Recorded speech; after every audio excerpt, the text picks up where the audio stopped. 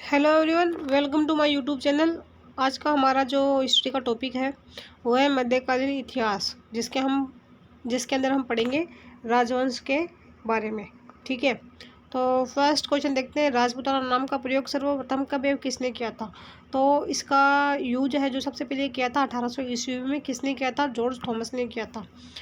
देखो, सर्वप्रथम 1800 ईस्वी में जॉर्ज थॉमस राजपूताने में जहाज फिरंगी के नाम से द्वारा राजपूताना का नाम प्रयोग किया गया। कर्नल जेम्स टॉड ने राजपूताना का नाम इतिहास लिखते समय इसे राजस्थान शब्द की प्रदेशवाची संज्ञा 1829 में प्रकाशित करती एनोल्स एवं एंटीक्विटीज ऑफ राजस्थान में दी। 1949 ईसा से पूर्व राजस्थान नाम से किसी भौगोलिक इकाई का अस्तित्व नहीं था। राजस्थान शब्द का प्राचीनतम प्रयोग राजस्थानी द्वितीय विश्व संख्या 682 में उत्खनन वसंतगृत सिरोही के शिलालेख में मिलता है। स्वतंत्रता के बाद जब इस प्रदेश के विभिन्न रियासतों का एकीकरण हुआ तो 30 मार्च 1949 ईस्वी को सर्वसम्मति से इसका नाम राजस्थान रखा गया। 26 जनवरी 1950 को औपचारिक रूप से इसे संपूर्ण भौगोलिक प्रदेश का नाम राजस्थान स्वीकार किया गया। अंग्रेजों के समय राजस्थान को किस नाम से जाना जाता था? तो राजपूताना के नाम से जाना जाता था। निम्नलिखित में से जॉर्ज थॉमस द्वारा राजस्थान के लिए सर्वप्रथम किन शब्दों का प्रयोग किया गया था? राजपूताना का इन्होंने प्रयोग किया था। फिर बात करते हैं भारत इतिहास में राजपूताना वंश का प्रभुत्व 8वीं से 12वीं शताब्दी की अवधि तक के दौरान था। ठीक है, इतिहासकार स्मिथ ने 7वीं शताब्दी के मध्य से 12वीं शताब्दी की समाप्ति तक के समय को राजपूताना युग कहा। ठीक है, राजपूत वैदिक आर्यों की संतान है। इस मत के प्रतिपादक गौरी शंकर हरिचंद ओझा थे। ठीक है, देखो, भारतीय देशीय उत्पत्ति आबू पर्वत पर वशिष्ठ के कुंड से उत्पन्न अग्निवंशीय कुल चंद्रबरदाई का पृथ्वीराज रासो समर्थक नैन्सी सूर्यमल मिश्र प्राचीन क्षत्रियों की संतान GH Ojha C V Vaidya. First is सूर्य चंद्रवंशी मत doctor Gaurishankar Hirachand Ojha doctor Dasharath Raj Sharma. Second है वैदिक आर्यों की संतान विशुद्ध वैदिक कालीन क्षत्रिय विशुद्ध भारतीय आर्य सीवी वेद। ब्राह्मण वंशीय मत डॉक्टर DR भंडारकर गोपीनाथ शर्मा। सामाजिक आर्थिक प्रक्रिया की उपज बरजूदुलाल चट्टोपाध्याय मिश्रित अवधारणा देवी प्रसाद चट्टोपाध्याय। प्राचीन आदिम जातियों गोंड खोकर भर आदि के वंशज। ठीक है, स्मिथ विदेशियों से उत्पत्ति शंख स्मिथ की संतान colonel James Tod William Crooke Shaka Yuezhi Gurjar Huna VA Smith. Gurjar वंशीय मत doctor DR Bhandarkar doctor Ishwari Prasad ये गुर्जरों को श्वेत हुण मानते हैं। यूजी जाति के वंशज अलेक्जेंडर कनिंघम ब्रोस गुर्जर ताम्रपत्र 678 ईस्वी के आधार पर। निम्नलिखित में से किस इतिहासकार ने राजपूतों को शक अथवा सिथियन जाति के वंशज के नाम से माना है? ठीक है, तो इसमें है जेम्स टॉड। ओके, अब नेक्स्ट हम पढ़ते हैं।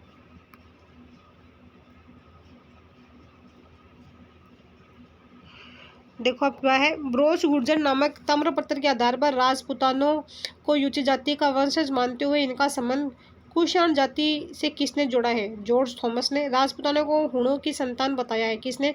VA स्मिथ ने। पृथ्वीराज रासो के अनुसार राजपूतों की उत्पत्ति हुई है अग्निकुंड से। ठीक है, चंद्रबरदाई ने पृथ्वीराज रासो में उल्लेखित किया है कि आबू पर्वत पर एक विशाल अग्निकुंड से गुरु वशिष्ठ एवं विश्वामित्र के 4 योद्धाओं गुर्जर प्रतिहार चालुक्य जिसे सोलंकी कहते हैं चाहमान जो कि चौहान है परमार से उत्पन्न हुए हैं। निम्नलिखित में से किस विद्वान के अनुसार राजपूतों की उत्पत्ति अग्निकुंड से हुई है? तो ये बताया है कवि चंद्रबरदाई ने। कौन सा रासो राजपूतों की उत्पत्ति को अग्निकुंड से संबंधित मानता है? पृथ्वीराज रासो मानता है। ठीक है, निम्नलिखित में से राजवंश ने अपना उद्गम मिथकीय अग्निकुंड से नहीं जोड़ा है? तो चंदेल ने नहीं जोड़ा है। ठीक है, निम्नलिखित में से कौन से वंश की उत्पत्ति अग्निकुंड से नहीं हुई है? तो सिसोदिया वंश की जो उत्पत्ति है वो अग्निकुंड से नहीं हुई, जबकि चौहान चालुक्य परमार इन सब की किससे हुई है? अग्निकुंड से जो उत्पत्ति हुई है। गुर्जर प्रतिहार वंश इतिहासकार RC मजमूदार के अनुसार गुर्जर प्रतिहारों ने कितनी शताब्दी अरब तक आक्रमणकारियों के बादक का नाम किया है? ठीक है, 6ठी शताब्दी से 11वीं शताब्दी 6 से 11। ठीक है। उत्तर पश्चिम भारत में गुर्जर प्रतिहार वंश का शासन मुख्यतः 6वीं से 12वीं सदी तक माना जाता है। प्रसिद्ध इतिहासकार रमेशचंद्र मजूमदार के अनुसार गुर्जर प्रतिहारों ने 6वीं से 12वीं सदी तक अरब आक्रमणकारियों के लिए बाधक का काम किया है। 750 से 1000 ईस्वी के दौरान राजस्थान और अधिकांश उत्तरी भारत पर निम्नलिखित में से किसने शासन किया था? प्रतिहारों ने किया था। 8वीं से 10वीं शताब्दी तक राजस्थान में किन राजपूत वंश का वर्चस्व रहा? प्रतिहार वंश का रहा है 8 से 10वीं शताब्दी तक। निम्न में से किस अभिलेखों के में प्रतिहारों में गुर्जर कहा गया है? नीलकुंड में। नीलकुंड, रामनपुरी, देवली एवं करहाड़ के शिलालेखों में प्रतिहारों को गुर्जर नाम से संशोधित किया गया है। ये बादामी के चालुक्य नरेश पुलकेशी द्वितीय व ऐहोल अभिलेख में गुर्जर जाति का उल्लेख सर्वप्रथम हुआ है। ठीक है। राजस्थान में प्रतिहार वंश के संस्थापक हरिश्चंद्र की राजधानी क्या थी? मंडोर थी। देखो, मंडोर के प्रतिहार गुर्जर प्रतिहारों की 26 शाखाएं। ठीक है। नैन्सी द्वारा उल्लिखित में से सबसे प्राचीन एवं महत्वपूर्ण मंडोर के प्रतिहार थे। जोधपुर 1830 ईस्वी एवं गठियाला 1861 ईस्वी शिलालेखों के अनुसार हरिश्चंद्र नामक ब्राह्मण रोहिलादी के 2 पत्नियां थी, एक ब्राह्मणी और दूसरी चतराणी भद्रा थी। ब्राह्मणी पत्नी इससे उत्पन्न संतान ब्राह्मण प्रतिहार और चतराणी भद्रा से उत्पन्न संतान क्षत्रिय प्रतिहार कहलाए। भद्रा के 4 पुत्र उत्पन्न हुए, भोगभट, कद्दक, रज्जिल और ददर। इन चारों ने मिलकर मंडोर को जीतकर गुर्जर प्रतिहार वंश की स्थापना की थी। वैसे रज्जिल तीसरा पुत्र था। फिर भी मंडोर की वंशावली इससे प्रारंभ होती है। इसी शाखा का नागभट्ट प्रथम, जो कि रज्जिल का पोता था, वह बड़ा प्रतापी शासक था। जब उसने देखा कि मंडोर में प्रतिहारों की स्थिति सुदृढ़ हो गई है तो उसने अपनी राजधानी को वहां से बदलकर मेड़ता स्थापित किया, जो मंडोर से 600 मील से भी अधिक दूरी पर था। प्रतिहार शासकों में रोहिलदी के नाम से जाना जाता था। ठीक है। हरिश्चंद्र। मंडोर प्रतिहार वंश के किस शासक से वंशावली प्रारंभ होती है? तो रज्जिल से होती है। मंडोर के प्रतिहार माने जाते थे, क्षत्रिय माने जाते हैं। प्रतिहारों की 26 शाखाओं में से प्राचीन शाखा है। ठीक है, मंडोर। मंडोर के प्रतिहार शासकों में निम्नलिखित में से कौन सा व्याकरण, तर्कशास्त्र, ज्योतिष कला और काव्य रचना में कुशल थे और उन्हें प्रत्यक्ष रूप से एक से अधिक भाषाओं में प्रतिष्ठित कवि के रूप में स्वीकार किया गया था? तो कि जो कवक थे। राजा कवक के मुदागिरी मुंगेर बिहार में गौड़ शासक धर्मपाल को परास्त किया। वह व्याकरण, ज्योतिष, तर्क, न्याय और सर्व भाषाओं के कवित्व में निपुण था। प्रतिहार वंश की मंडोर शाखा के एक ही शासक ने अपनी राजधानी मंडोर से मेड़ता स्थानांतरित की थी, तो नागभट्ट ने की थी। नागभट्ट प्रथम नागभट्ट नरभट्ट का पुत्र था। इसे नाहड़ भी कहते हैं। गठियाला शिलालेख के अनुसार नागभट्ट ने मंडोर के पूर्व में राज्य की सीमा का विस्तार किया तथा मैदान तक मेड़ता को अपनी राजधानी बनाया। नागभट्ट की रानी जज्जिका देवी से 2 महान गुणी पुत्र तात और भोज उत्पन्न हुए थे। तात ने अपने माता को मंडोर सौंप कर संन्यास ग्रहण किया था। मंडोर के प्रतिहार वंश से संबंधित प्रारंभिक शाखा का नाम था नागभट्ट प्रथम था। नागभट्ट प्रथम किस राजवंश से संबंधित था? गुर्जर प्रतिहार वंश से संबंधित था। प्रतिहार शासक जिसने सर्वप्रथम जालोर को अपनी राजधानी बनाया था तो वो था जो नागभट्ट प्रथम था। कन्नौजी प्रतिहारों की नामावली नागभट्ट प्रथम लगभग 30 ईसा के आसपास से प्रारंभ होती है। कन्नौज प्रतिहार वंश के प्रवर्तक नागभट्ट प्रथम को नागावलोक भी कहते हैं। ठीक है। अब देखो, नागभट्ट प्रथम को राजा भोज की ग्वालियर प्रशस्ति में नारायण की उपाधि दी गई थी। इसमें उल्लेख है कि प्रतिहार वंश में वेलोत्रे 3 लाख लोक का रक्षक अद्भुत पुरातन मुनि नारायण का अवतार रूप राजा नागभट्ट उत्पन्न हुआ। उसने अरब सेना को सिंधु नदी के पश्चिम में खदेड़ने का काम किया। इस विजय के कारण ही उसे नारायण का अवतार रक्षक माना जाने लगा। नागभट्ट प्रथम ने वर्तमान गुर्जर, राजस्थान, मालवा, चंबल, घाटी, हरियाणा व सतलज के दक्षिण का मैदान आदि प्रदेशों पर गुर्जर साम्राज्य को स्थापना दी थी। अवंती के प्राचीन नगर उज्जैन को उसने अपनी राजधानी बनाया। दशरथ शर्मा नागभट्ट की राजधानी जालोर मानते हैं। जैसी घोष भी नागभट्ट प्रथम की राजधानी उज्जैन ही मानते हैं। राष्ट्रकूट राजा दंती दुर्ग ने भी अरबों के विरुद्ध नागभट्ट प्रथम का साथ दिया तथा दोनों ने अपनी इस सफलता पर उज्जैन नगरी में हिरण्यगर्भ महादान समारोह आयोजित किया। प्रतिहार राजा नागभट्ट प्रथम के बारे में कौन सा कथन सही है? वे उसका जो करेक्ट आंसर है वो है उन्होंने सिंध के अरब शासकों को हराया जो राजस्थान, गुजरात, पंजाब आदि पर अतिक्रमण करने की कोशिश कर रहे थे। उस पटियाला शासक का नाम बताइए जिसने न केवल अरबों के आगे बढ़ने पर अंकुश लगाया बल्कि अनेक शासकों को उनके आधिपत्य से भी मुक्त किया। तो वो है नागभट्ट फर्स्ट। किस राजा के वंशज गुर्जर प्रतिहार कहे जाने लगे? तो जो नागभट्ट सेकंड है उसके वंशज क्या करना आने लगे? गुर्जर पटिहार। नागभट्ट द्वितीय 795 से लेकर 833 ईस्वी राजा के वंशज गुर्जर पटिहार कहे जाने लगे। प्रथम पटिहार शासक जिसने परम भट्टारक महाराजा धीराज परमेश्वर की दानना की थी, कौन थे वो? तो वो थे हमारे नागभट्ट द्वितीय। ठीक है, नागभट्ट द्वितीय पटिहार वंश का शासक जिसने कन्नौज को जीतकर अपनी राजधानी बनाया था तथा 100 वर्षों से चले आ रहे त्रिपक्षीय संघर्ष को समाप्त किया। उसके समय पटिहार उत्तरी भारत का सबसे शक्तिशाली राज्य बन चुका था। उसने परम भट्टारक महाराजा धीराज परमेश्वर बंगाल के पाल शासक धर्मपाल को हराकर उपाधि धारण की। कहा गया है कि इसका उल्लेख 1815 ईस्वी के बुचकला अभिलेख में हुआ है। उसने बलि प्रबंधक नामक ग्रंथ की रचना की। राजा नागभट्ट द्वितीय का संबंध निम्न में से किस राजवंश से था? तो वो तो क्या थे? पटिहार से रिलेटेड थे। गुर्जर पटिहार वंश के किस शासक ने अपने पराक्रम से गुर्जरों की प्रतिष्ठा को पुनः स्थापित किया था? तो वो थे नागभट्ट द्वितीय। अब आदिव्राह की उपाधि किस राजपूत शासक ने धारण की थी? तो मिहिर भोज ने की थी। देखो, पटिहार शासक मिहिर भोज 1836 से 1885 ईस्वी ने भोज प्रथम प्रभास आदिव्राह उपाधियां प्राप्त की। ग्वालियर प्रशस्ति मिहिर भोज प्रथम की देन है। किस पटिहार राजा के काल में प्रसिद्ध ग्वालियर प्रशस्ति की रचना की गई? तो वो थे भोज प्रथम। कौन सी पुस्तक गुर्जर पटिहार वंश की मिहिर भोज द्वारा रचित नहीं थी? तो वो थी धर्म संग्रह, जो कि मिहिर भोज से रचित नहीं थी। बाकी ये सारी सर्वस्व श्रृंगार प्रकाश करते कल्पत्रु राज्य मंदराडु ये सारी रिलेटेड थी। मिहिर भोज द्वारा रचित ग्रंथ योग्य सूत्रवर्ती विद्या विनोद भोज चंपू शब्दानुसानु श्रृंगार मंजरी करते कल्पत्रु राज्य मंडाणु प्रकार व्याकरण आयुर्वेद सर्वस्व श्रृंगार प्रकाश करपशु शतक युक्ति कल्पतरु सरस्वती कंठाभरण राजकताड़ और सिद्धांत संग्रह इत्यादि। राजा शेखर किसके दरबार में था? वो था महेंद्रपाल फर्स्ट के दरबार में था। महेंद्रपाल प्रथम एवं महेंद्र महिपाल के राज दरबारी कवि राजशेखर थे। उसके दरबारी कवि राजशेखर ने कर्पूर मंजरी, काव्य मीमांसा, विद्याशाल भांजिका, हरिविलास और भुवन कोश, बाल रामायण, बाल भारत आदि ग्रंथों की रचना की थी। राजशेखर ने विद्याशाल भंजिका में अपने शिष्य महेंद्रपाल को रघुकुल तिलक, कर्पूर मंजरी में महाराष्ट्र चूड़ामंडी और बाल भारत में रघुग्रामणी रघुवंशियों में अग्रणी कहा है। राजशेखर ने बाल भारत नाटक में महेंद्रपाल के पुत्र महिपाल को रघुवंश मुक्तामणि रघुवंश रूपी मोतियों में मणि के समान व आर्यावर्त का महाराजा धीराज कहा। निम्नलिखित में से कौन सी कृति प्रसिद्ध कवि, नाट्यकार और लेखक राजशेखर की नहीं है? तो वो है भरपारक चरित्र, जबकि कर्पूर मंजरी, काव्य मीमांसा, बाल रामायण सारी उनसे रिलेटेड है। निम्न में से कौन शाही पटिहार सम्राट महेंद्रपाल प्रथम का गुरु था? तो वो थे राजशेखर। पटिहार शासक महेंद्रपाल प्रथम एवं महिपाल का दरबारी कवि था। कौन था? राजशेखर था। कौन सा शासक गौड़ बंगाल में भोज प्रथम का समकालीन था? तो वो था देवपाल। अरब यात्री सुलेमान ने 1851 ईस्वी में मिहिर भोज के कुशल प्रशासन एवं शक्तिशाली सेना की प्रशंसा की है। ठीक है, फिर बात करते हैं हम राष्ट्रकूट शासक।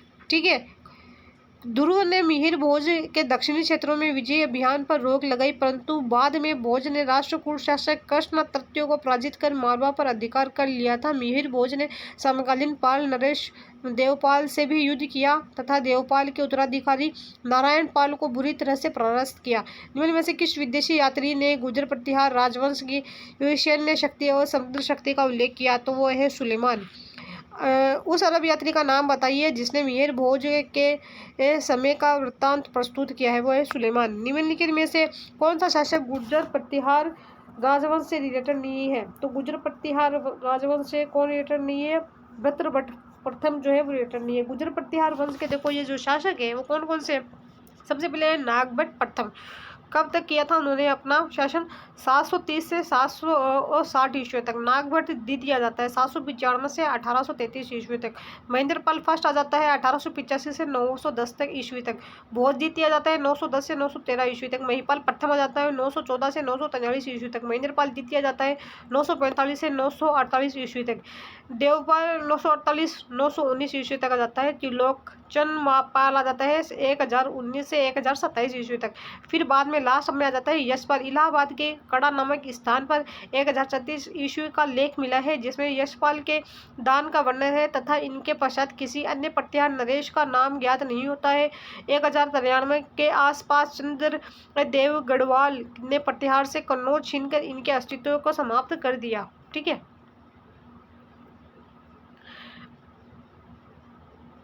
अब बात करते हैं हम प्रतिहार वंश के अंतिम शासक कौन थे? यशपाल थे, जो कि मैंने आपको अभी बताया है। कौन थे? प्रतिहार वंश का अंतिम शासक कौन था? यशपाल था। मंडोर शाखा के निम्नलिखित प्रतिहार शासकों का सही क्रम है।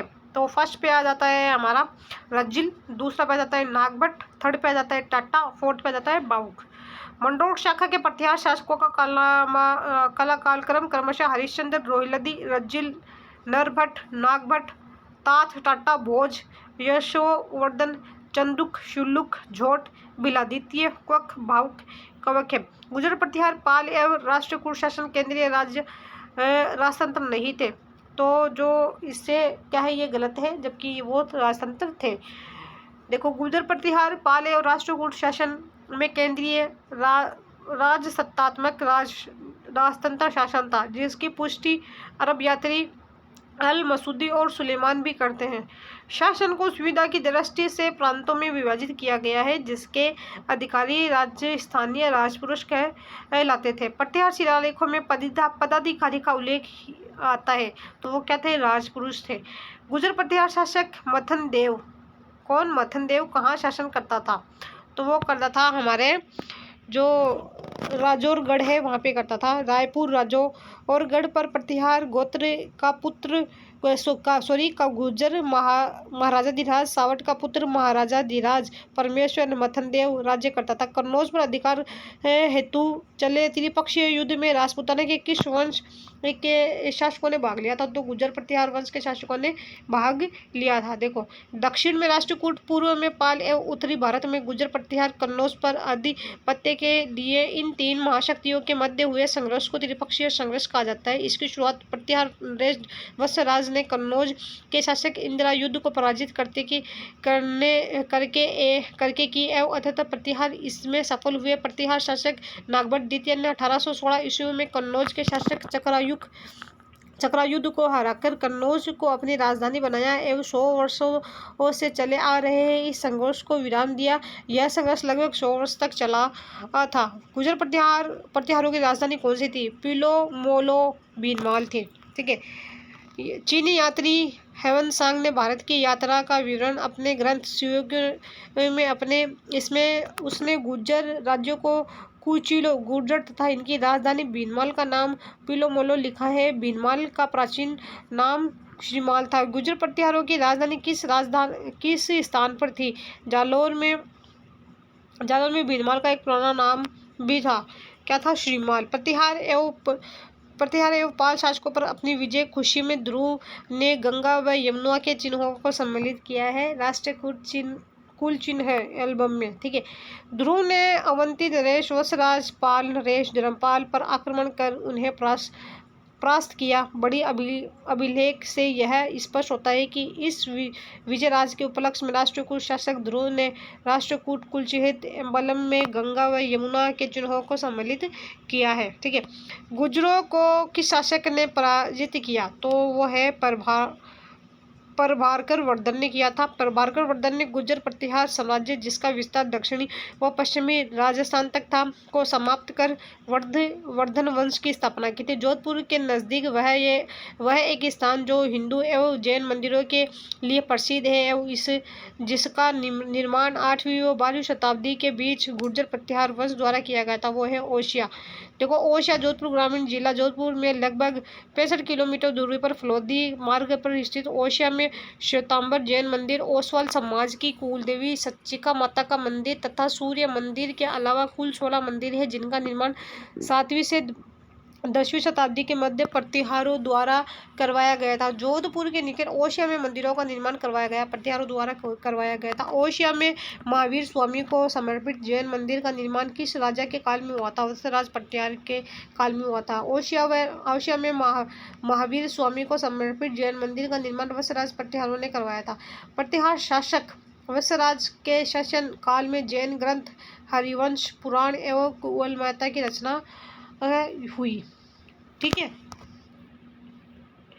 अब देखो मिहिर भोज की ग्वालियर प्रशस्ति में महाराजा वत्सराज को बहुसंख्य भूभत्तों तथा उनके शक्तिशाली सलाहकारों की गति को समाप्त करने वाला कहा है। उनके दरबारी जैन मुनि उदोतन सूरी ने 1778 ईस्वी में कुवलयमाला ग्रंथ में महाराज वत्सराज को रणहस्तिन कहा। 1783 ईस्वी में वर्धमानपुर में जैन मुनि जिनसेन ने हरिवंश पुराण नामक जैन ग्रंथ की रचना की।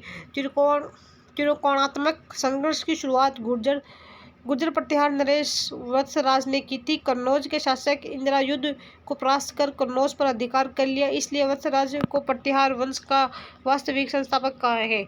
वह गुर्जर प्रतिहार शासक जिसने रणहस्तिन का विरुद्ध धारण किया था वो था वत्सराज। ठीक है, किस इतिहास अब जाए नेक्स्ट है चौहान वंश। किस इतिहासकार ने चौहान का ब्राह्मण वंश से उत्पन्न होना माना है? ठीक है, तो डॉक्टर भंडारकर ने। चौहान की उत्पत्ति के विभिन्न मत देखिए, जैसे ब्राह्मणी वंशी मत डॉक्टर दशरथ शर्मा, डॉक्टर गोपीनाथ शर्मा, कायमखा रासो।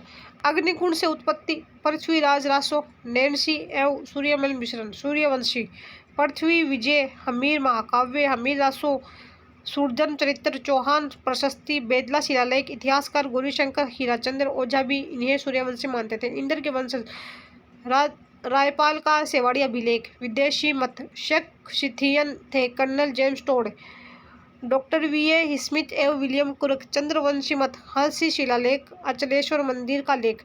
चौहान राजवंश के संस्थापक के शासक थे वासुदेव।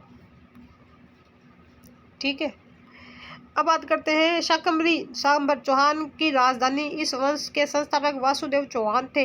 बिजोलिया शिलालेख के अनुसार उसने सांबर झील का निर्माण करवाया था। अजमेर नगर की स्थापना के पहले अजमेर के चौहानों की राजधानी कौन सी थी? तो सांबर थी। ठीक है, राजस्थान के प्राचीन शहर शाकंभरी अब सांभर को 7वीं शताब्दी में वासुदेव नामक चौहान राजा ने बसाया था। चौहान शासक की प्रारंभिक राजधानी कौन सी थी? तो वो थी अहि छतरपुर। चौहान जंगल देश, बीकानेर, जयपुर, उत्तरी मारवाड़ के रहने वाले थे और उनके राज्य का प्रमुख भाग सपादलक सांबर था और उनकी राजधानी अहि छतरपुर नागौर थी। किसको चौहानों का मूल स्थान माना जाता है? तो माना जाता है सपादलक। अजमेर के चौहानों को सपादलक के चौहानों के नाम से भी जाना जाता है। चंदनराज की रानी रुद्राणी जो पुष्कर में प्रतिदिन 1000 दीपक जलाकर भगवान महादेव की उपासना करती थी, किस वंश से रिलेटेड थी? शाकंभरी के चौहान और से रिलेटेड थी। देखो, शाकंभरी के चौहान शासक चंद्ररान की पत्नी रुद्राणी आत्मप्रभा योगी क्रिया में निपुण थी। ऐसा माना जाता है कि वह पुष्कर झील में प्रतिदिन 1000 दीपक जलाकर महादेव की उपासना करती थी। गुवक किस वंश का शासक था? चामान का था। वासुदेव चौहान चौहानों का आदि पुरुष था। प्रारंभ में चौहान गुर्जर प्रतिहारों के सामंत थे, परंतु गुवक प्रथम ने स्वतंत्र शासन स्थापन कर गुजरों की अधीनता अस्वीकार की। वासुदेव के वंशज चौहान शासक सामंत के वंशज दुर्लभ राज का पुत्र गुवक प्रथम ने चौहान के आराध्य देव हर्षनाथ मंदिर हर्षनाथ की पहाड़ी सिक्कर का निर्माण करवाया था। दैनिक रचित पृथ्वीराज विजय में एक शासक की प्रशंसा में लिखा है कि उसने पुष्कर पर आक्रमण करने वाले 700 चालुक्यों को मार गिराया। निम्न में से उस शासक का नाम था, तो वो था पृथ्वीराज प्रथम। पृथ्वीराज विजय ग्रंथ के 5वें खंड में बताया कि पृथ्वीराज ने 700 चालुक्यों को मार डालकर जो पुष्कर में ब्राह्मणों को लूटने आए थे। अजमेर का संस्थापक था अजयराज। पृथ्वीराज प्रथम के पुत्र अजयराज का का सम्मान चौहानों के साम्राज्य निर्माण का समय माना जाता है। इन्होंने मालवा के परमारों पर दबाव बनाने तथा अपने साम्राज्यों को सुरक्षित रखने के लिए क्या है 1113 ईस्वी में यानी कि 1113 ईस्वी में अजमेर नगर की स्थापना कर अपनी राजधानी बनाया। इन्होंने जैन धर्म को संरक्षण दिया। अजयराज ने श्री अजयदेव नाम से चांदी और तांबे के सिक्के चलाए। उसकी मुद्राओं पर उसकी रानी सोमलवती सोमलेखा का नाम भी अंकित था। ठीक है। श्री अजय राज चौहान संस्थापक थे, अजमेर के थे। अजमेर के अजय राज चौहान के पिता कौन थे? पृथ्वीराज प्रथम थे। पृथ्वीराज का पहला चौहान शासक जिसने अपने नाम पर सिक्के चलाए थे वो थे अजयराज। राजस्थान के किस चौहान शासक को जयानक द्वारा अपनी पृथ्वीराज विजय ग्रंथ में पृथ्वी को चांदी की मुद्रा से भर देने का श्रेय दिया है? तो वह है अजयराज सेकंड। पृथ्वीराज विजय के 5वें खंड में बताया कि अजयराज द्वितीय उर्फ सलहाना ने मालवा के राजा सलहाना के साथ साथ मुसलमानों को हराया। उसने दुनिया पृथ्वी को चांदी के सिक्कों से भर दिया। अर्णोराज के बारे में निम्नलिखित में से कौन सा कथन सत्य है? अपने राज्यकाल के प्रारंभ में उसने एक गजनवी आक्रमण को खदेड़ दिया। ठीक है। उसने चालुक्य नरेश जय सिंह सिद्धराज की पुत्री से विवाह किया। वह अपने ही पुत्र के द्वारा मारा गया। देखो अर्णोराज 1133 से 1155 ईस्वी। अजयराज के बाद उनके पुत्र अर्णोराज ने 1133 ईस्वी में गद्दी संभाली। उसने पंजाब के पूर्वी भाग और संयुक्त प्रांत के पश्चिमी भाग को विजित किया। चालुक्य शासक कुमारपाल से हारने पर अर्णोराज की प्रतिष्ठा को काफी धक्का लगा। इसने महाराजा धीराज परमेश्वर परम भट्टारक की उपाधि धारण की। ठीक है। फिर अर्णोराज ने तुर्क आक्रमणकारियों को बुरी तरह हराया तथा मालवा के नरवर्मन को पराजित किया। चालुक्य नरेश जय सिंह सिद्धराज ने अपनी पुत्री कांचन देवी का विवाह अर्णोराज से किया। अजमेर में आनासागर झील का निर्माण करवाया। अर्णोराज स्वयं शैव होते हुए भी अन्य धर्मों के प्रति सहिष्णु था। उसने पुष्कर में राम मंदिर का निर्माण करवाया था। अर्णोराज ने अजमेर में खरतरगछ के अनुयायियों के लिए भूमिदान दिया। देवबोध और धर्मघोष उसके समय के प्रकांड विद्वान थे जिनको उसने सम्मानित किया। अर्णोराज के पुत्र जगदेव ने अपने पिता की हत्या कर 1155 ईस्वी में अजमेर के चौहान शासन पर अपना अधिकार स्थापित किया। अजमेर के किस चौहान शासक ने शासक बनने के लिए अपने पिता की हत्या की थी? तो वो थे जगदेव। अजमेर के पास स्थित पुष्कर में राम मंदिर का निर्माण किसने करवाया था? तो वो थे पृथ्वीराज। कटिबंधु कवि बांधव के नाम से कौन सा राजा प्रसिद्ध था? तो वो था विग्रहराज फोर्थ। विग्रहराज चतुर्थ बिसलदेव 1163 ईस्वी 1158 ईस्वी में विग्रहराज चतुर्थ अजमेर का शासक बना। इन्होंने दिल्ली के तोमरों व दिल्ली के मुसलमानों को पराजित कर उन पर अधिकार किया। समकालीन लोग इन्हें कवि बांधव कटिबंधु के नाम से पुकारते थे। इन्होंने संस्कृत में हरिकेली नामक नाटक लिखा। ललित विग्रह राज का लेखक सोमदेव सोमेंद्र इनका दरबारी कवि था। ललित विग्रह राज के रचयिता सोमदेव किस चौहान शासक के दरबार में था? विग्रहराज फोर्थ के। अब बात करते हैं चौहान शासकों में से चौहान शासकों में से किस शासक को क्या है बिसल देव के नाम से भी जाना जाता है? तो वह है विग्रहराज चतुर्थ। नाटक ललित विग्रहराज की रचना की गई थी तो सोमेंद्र द्वारा की गई थी। ठीक है। विग्रहराज फोर्थ की साहित्यिक रचना हरिकेली है। वो क्या है? नाटक है। देखो अब हरिकेली संस्कृत, एक सेकंड रुक जाओ।